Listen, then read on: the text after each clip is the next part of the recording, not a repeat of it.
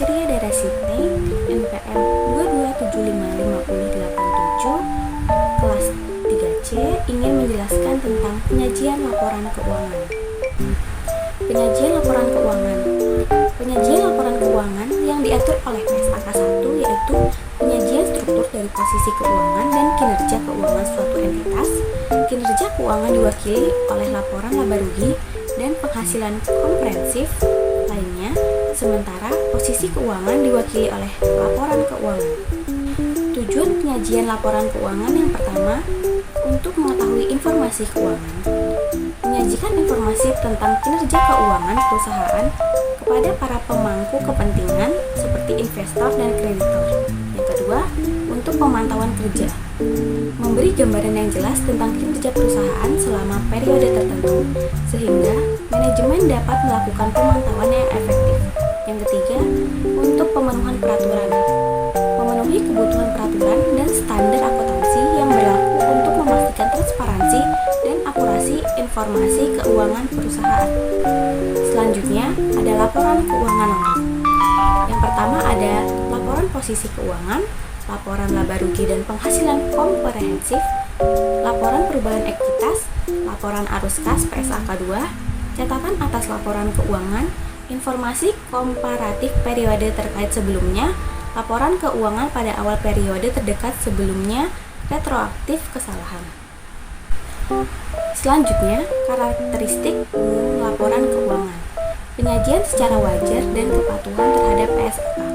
Entitas LK patuh pada SAK membuat pernyataan eksplisit kepatuhan pada SAK. Entitas tidak dapat memperbaiki kebijakan akuntansi yang tidak tepat baik dengan pengungkapan atau materi penjelasan.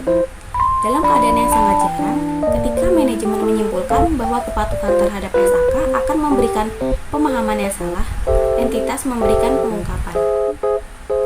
Dalam menyusun LK, manajemen membuat penilaian terhadap kemampuan entitas dalam mempertahankan kelangsungan usaha. Entitas menyusun LK atas dasar akrual, kecuali laporan arus kas.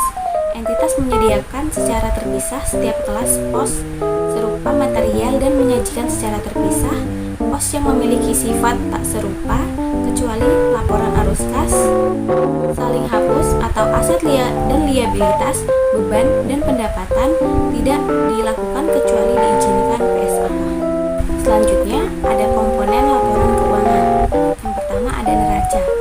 Fungsi neraca untuk menampilkan keuangan perusahaan pada waktu tertentu termasuk aset, kewajiban, dan ekuitas. Yang kedua, laporan laba rugi berfungsi untuk menunjukkan pendapatan biaya dan laba atau rugi bersih yang dihasilkan oleh perusahaan selama periode tertentu. Yang keempat, ada laporan arus kas, menyajikan aliran kas masuk dan keluar perusahaan selama periode tertentu. Yang keempat ada laporan perubahan ekuitas, berfungsi untuk menampilkan perubahan dalam posisi ekuitas perusahaan selama periode tertentu termasuk modal dan laba ditahan. Jenis-jenis laporan keuangan ada 3. Yang pertama, laporan keuangan tahunan. Laporan lengkap yang disusun setiap akhir tahun keuangan dan berisi informasi keuangan secara menyeluruh. Yang kedua, laporan keuangan kuartalan. Laporan yang disusun setiap akhir kuartal untuk memberikan gambaran lengkap tentang kinerja keuangan perusahaan selama 3 bulan terakhir. Yang ketiga, ada laporan keuangan intern. Laporan yang disusun setiap akhir periode yang lebih pendek dari 1 tahun, biasanya dibuat setengah tahun untuk memberikan informasi keuangan yang lebih aktual. Selanjutnya, ada proses penyusunan laporan keuangan. Yang pertama, memahami transaksi keuangan, mengumpulkan dan menganalisis data transaksi keuangan perusahaan. Yang kedua, pencatatan pemasukan data transaksi ke dalam sistem akuntansi perusahaan. Yang ketiga, mempersiapkan laporan keuangan, mengolah data yang ada menjadi laporan keuangan yang lengkap dan akurat. Perubahan kebijakan akuntansi, penyajian kembali, retrospektif atau reklasifikasi. Entitas menyajikan laporan posisi keuangan ketiga pada posisi awal periode terdekat sebelumnya.